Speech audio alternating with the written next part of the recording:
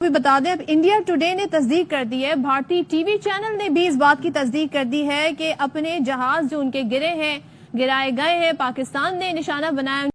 पाकिस्तान अपनी हरकतों से बाज नहीं आ रहा है। पाकिस्तान ने सुबह सुबह क्या क्लेम किया था कि उन्होंने अमृतसर पे एक जो मिलिट्री कैंप है उस पर अटैक किया है। हालांकि जब इस खबर की हमने पुष्टि करने की कोशिश की तो ये बिल्कुल फेक खबर है।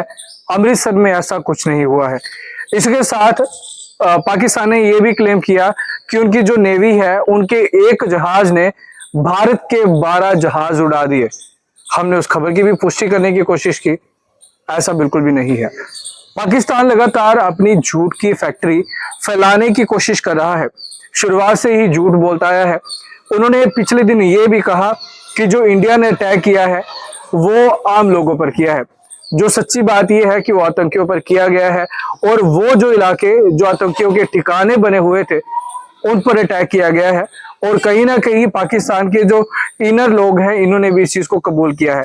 कल रात इंडिया ने पाकिस्तान के ऊपर 24 मिसाइल हमले किए और हैरानगी की बात यह है कि तकरीबन सारे मिसाइल अपने टारगेट के ऊपर जाके लगे। इंडिया ने जो टारगेट सेट किया हुआ था, इंडिया ने वो टारगेट अचीव किया। और इससे बढ़ के हैरानगी की बात यह है कि पाकिस्तान का दिफाई निजाम, हमारा डिफेंस सिस्टम एक भी मिसाइल को इंटरसेप्ट नहीं कर सकते, एक भी मिसाइल को हम रोक नहीं सकते। सारे हमले हम रोकने में नाकाम रहे। एग्जैक्ट जो इंडिया ने टारगेट अचीव करना था वो अचीव किया है। वो जो कहते हैं ना कि इंडिया ने घुस के मारना था, इंडिया ने वाकई घुस के मारा और हम उसके मिसाइलों को रोक नहीं सके। ये हकीकत है। अब इसको आप ये मत कहें कि जी आप इंडिया की तारीफ कर रहे हैं, ये कर रहे हैं, वो कर रहे हैं। भाई जो हकीकत है वो हकीकत है। आप सुनते आ रहे हैं कि ईरान 200 मिसाइल फायर करता है, 400 मिसाइल फायर करता है, 1000 मिसाइल फायर करता है और इसराइल के अंदर जाके एक आधी गिरता है, बाकी सारे के सारे इसराइल इंटरसेप्ट कर लेता है। ऐसा मजबूत दिफाई निजाम है इसराइल का। लेकिन हमारे पास देख लो 24 मिसाइल छोड़े हैं इंडिया ने और एक भी नहीं हम रोक सके। और हैरानगी की बात यह कि अभी इंडिया ने किसी फौजी तनसीबात को निशाना नहीं बनाया। अभी इंडिया ने हमारे किसी छोमनी के ऊपर, कैंट के ऊपर या किसी ऐसी हसास जगह के ऊपर अटैक नहीं किया। यही 24 के 24 मिसाइल अगर हमारे किसी हसास जगह के ऊपर टारगेट किए जाते तो अब तक तो प्रोग्राम बढ़ चुका होना था। यही लेकिन पाकिस्तान लगातार झूठ फैलाने में लगा हुआ है।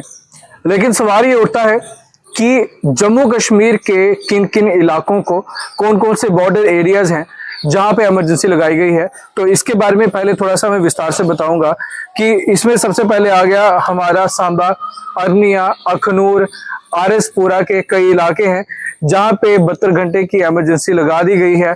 वहां पे जो लोग हैं उनको भी वहां से शिफ्ट कर दिया है। हमने पिछले दिन भी वीडियो शेयर की थी, आपने देखा होगा कि किस तरह से लोग पलायन कर रहे थे और पलायन करके शहरों की तरफ अपना रुख कर रहे थे।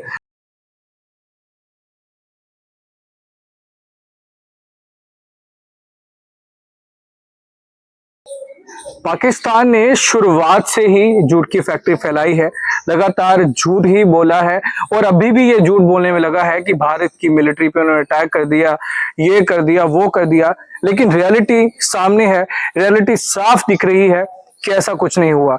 वजह इसके पाकिस्तान ने हमेशा आतंकवादियों की मदद से जो अटैक किया है वो इनोसेंट्स पे किया है। चाहे हम पहलगाम की बात करेंगे, पहलगाम में लोगों को पूछ पूछ कर जो निहत्थे थे उन पर अटैक करने की कोशिश की गई और सेम इसी तरह पुंछ में हुआ है। पुंछ में इस समय हालात क्रिटिकल बनी है, इसमें कोई दोहराई नहीं है। लेकिन यहाँ भी जो पाकिस्तान क्लेम कर रहा है कि हमने मिलिट्री जो कैंप्स है उनको उड़ाया है, ऐसा कुछ नहीं है। उन्होंने जिनकी जान ली है वो बिल्कुल मासूम लोग थे और इस पर पाकिस्तान को शर्म आनी चाहिए।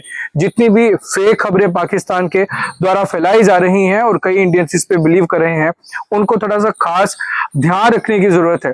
क्योंकि आप जब हिंदुस्तानी होकर पाकिस्तान का समर्थन करने लग पड़ते हैं तो कहीं ना कहीं इससे हमारी सेना जो हमारे लिए दिन रात काम कर रही है उनका मोरल भी डाउन होता है। तो ऐसी आपातकालीन स्थिति में हमें अपनी भारतीय सेना का ही साथ देना चाहिए। और जितनी भी लगातार फेक खबरें आ रही हैं और कई सारे क्लेम्स जो पाकिस्तान अननेसेसरी कर रहा है और भारत में झूठे इल्जाम लगा रहा है, इसको जितना हो सके इग्नोर करें और ऐसी खबरों को तो बिल्कुल भी शेयर मत करें।